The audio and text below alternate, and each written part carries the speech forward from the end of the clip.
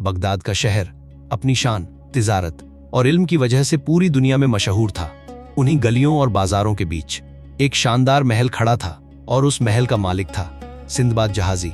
आज सिंदबाद की जिंदगी दौलत, आराम और शौकत से भरी हुई थी, लेकिन उसकी जिंदगी हमेशा ऐसी नहीं थी।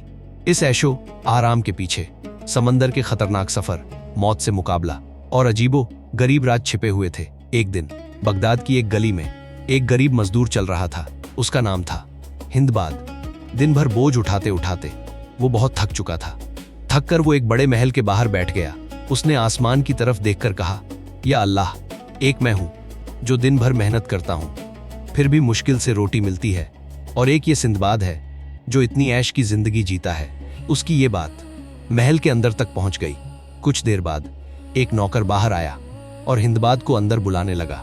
हिंदबाद घबरा गया, लेकिन जब वो अंदर गया तो उसने देखा सिंदबाद खुद मुस्कुराते हुए उसका इंतजार कर रहा था। सिंदबाद ने उसे इज्जत से बैठाया, खाना खिलाया और फिर कहा, दोस्त, तुम्हें लगता है मेरी जिंदगी आसान रही है, लेकिन अगर तुम मेरी कहानी सुनो तो तुम्हें पता चलेगा कि ये दौलत मुझे कितनी मुश्किल सफरों के बाद मिली है। फिर सिंदबाद ने अपनी कहानी शुरू की। कभी मैं भी एक अमीर घराने का लड़का था। मेरे वालिद ने मेरे लिए बहुत दौलत छोड़ी थी, लेकिन जवानी की लापरवाही में मैंने सब बर्बाद कर दिया। जब मेरी आंखें खुलीं तो मेरे पास कुछ भी नहीं बचा था। तब मैंने फैसला किया कि मैं तिजारत करूंगा। मैं बसरा के बंदरगाह पर पहुंचा, जहां बहुत से ताजिर अपना सामान जहाज पर चढ़ा रहे थे। मसालों की खुशबू हवा में घुल रही थी, रेशम के कपड़े, कीमती जवाहरात और दूर सफर की तैयारी। मैं भी उस जहाज पर सवार हो गया और इसी तरह मेरी पहली समुद्री यात्रा शुरू हुई। कई दिनों तक समंदर बिल्कुल शांत रहा। नीला पानी, ठंडी हवा और खुला आसमान, सब कुछ बहुत खूबसूरत लग रहा था। फिर एक दिन दूर से एक हरा भरा टापू दिखाई दिया। सब ताजिर खुश हो गए। कप्तान ने कहा, यहाँ कुछ देर आराम करते हैं। हम सब उस टापू पर उतर गए। कुछ लोग लकड़ियां जमा करने लगे, कुछ खाना पकाने लगे, लेकिन अचानक जमीन हिलने लगी। सब लोग घबरा गए और तभी कप्तान जोर से चिल्लाया, वापस जहाज पर आओ, ये टापू नहीं है।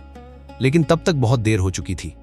वो असल में एक बहुत बड़ी व्हेल मछली थी, इतनी बड़ी कि उसकी पीठ पर मिट्टी और घास उगाई थी।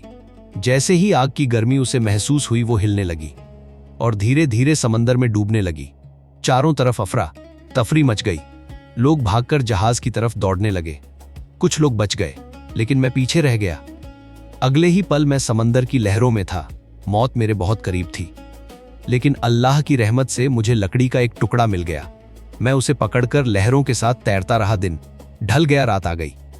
आसमान पर सितारे चमक रहे थे और मैं अकेला समंदर के बीच में था। आखिरकार सुबह होने पर मुझे दूर एक टापू दिखाई दिया। अपनी आखिरी ताकत जुटाकर मैं किनारे तक पहुंचा और बेहोश होकर गिर पड़ा। जब मेरी आंख खुली तो मेरे सामने एक खूबसूरत टापू था। हरे भरे पेड़, मीठे फल और साफ पानी। मैंने अल्लाह का शुक्र अदा किया कि मेरी जान बच गई। कुछ दिनों बाद मुझे घोड़ों की टापों की आवाज सुनाई दी। कुछ सैनिक वहां आए। वो अपने बादशाह के घोड़ों को चराने के लिए उस टापू पर आते थे। उन्होंने मुझे देखा और हैरान रह गए। मैंने उन्हें अपनी पूरी कहानी सुनाई। वो मुझे अपने साथ बादशाह के पास ले गए। बादशाह बहुत मेहरबान था, उसने मुझे मेहमान बना लिया। मैं कुछ समय तक वहां रहा। फिर एक दिन बंदरगाह पर एक जहाज आया और जब मैंने उस जहाज को देखा तो मेरी आंखें खुली की खुली रह गईं। उस जहाज पर मेरा वही सामान था जो मैं सफर पर लेकर निकला था।